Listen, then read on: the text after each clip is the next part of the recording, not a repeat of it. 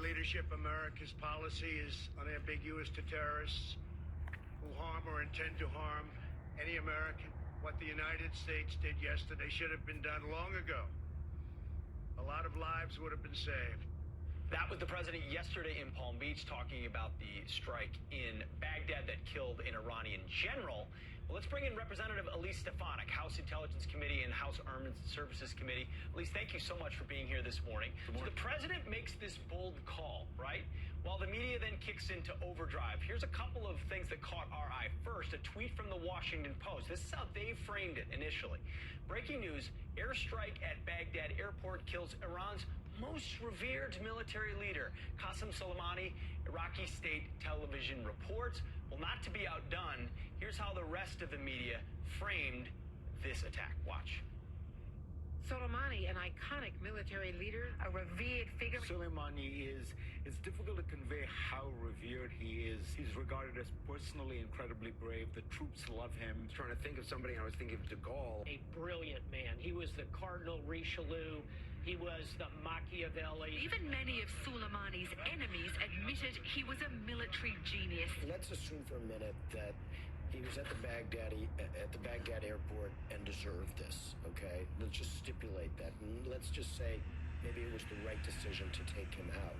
But you have, in that case, right decision, wrong commander-in-chief. All right, Lisa, it's one thing to respect your enemy. It's a whole other thing to revere them, as we see. This is an absolute embarrassment. It is clear Soleimani is one of the bloodiest terrorists. He has exported global terrorism, and he has blood of American troops on his hands. He has killed hundreds of American troops. I represent Fort Drum's 10th Mountain Division, the most deployed unit in the U.S. Army since 9/11. And those troops have risked their lives and were targeted by Soleimani and his Quds forces. This is a terrorist who is exported through proxies, whether it's Hezbollah, Hamas, and has sowed discord in the Middle East, in Syria, Yemen, and Iraq. He should not be revered, and the Washington Post should apologize and should retract that statement. Congresswoman, we heard at the closure of that montage that one commentator saying, right action, wrong commander-in-chief.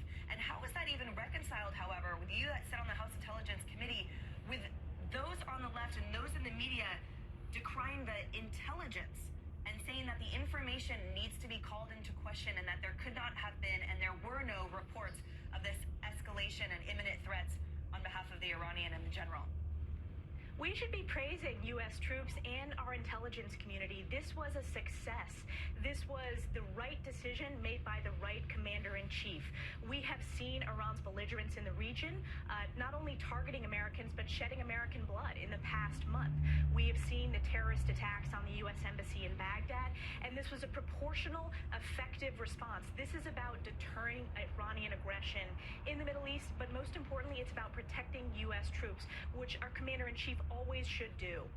All right, Congressman, interesting because this obviously happened in the context of the 2020 election coming up. You have all these Democrats running for president and falling all over themselves to criticize the president. Elizabeth Warren putting out two different statements, and all of that. And it's interesting because the New York Times had a story about Republican women who may be critical in this election in terms of whether they stick with the president. Here's their version. Republican women, they claim, are in crisis. In the past 10 years, they have become endangered species on the political stage. You're a Republican woman. Last I checked at the House Intelligence Committee, your voice was being heard. How do you react to that? Yeah, my voice was heard loud and clearly, not only in my district, but across the country. But that editorial, the New York Times, ignores the facts. We have a historic number of Republican women who are running for office, over 181. I've worked to help recruit those women and to support those women. We have effective conservative Republican women running in New York, California, Kansas, Texas, and most importantly, in the seats that will determine the House majority.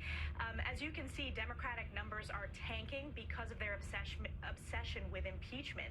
And it's very sad to watch Democratic candidates for president running for the commander-in-chief job, refusing to call Soleimani a terrorist. The fact that Elizabeth Warren had to retract that statement shows where the Democratic Party is going, which is further and further to the left and out of touch with the American people and voters who will determine the next president. And I believe that next president will be President Trump. But Representative, because you're a Republican, to to the elite media, don't you count a little bit less as a women's advocate? That's how they see it, right? The elite media and the establishment media loves to attack Republican women. I've experienced that firsthand, but the good news is Republican women are fighting back. They are raising their hand to run for office, and as I said, we have a historic number of Republican women who are already on the ballot. 181 are running for Congress across the country. That's more than ever before, and I think we are going to run on issues like strong national security, a booming economy, stronger border security, and standing up for constitutional liberties. Those are values that will attract Republican women voters and attract women voters across the country. But you know better than us, Congresswoman, that when you stood up and had your voice heard in those House Intel Committee hearings, you became a target. What did that feel like? I did become a target. I was smeared by the Hollywood left, people like Rosie O'Donnell and Chelsea Handler. But every day of the week, I choose the North Country of New York over Hollywood liberals. And I choose my district over people like George Conway, who are just vile anti-Trumpers.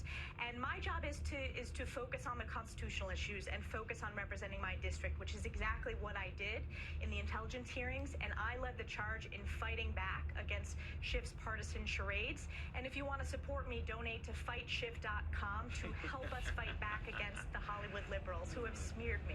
Fightschiff.com. Pete's going to check that out. Thank you so much, Representative, for joining us this morning. Elise Stefanik, thank you.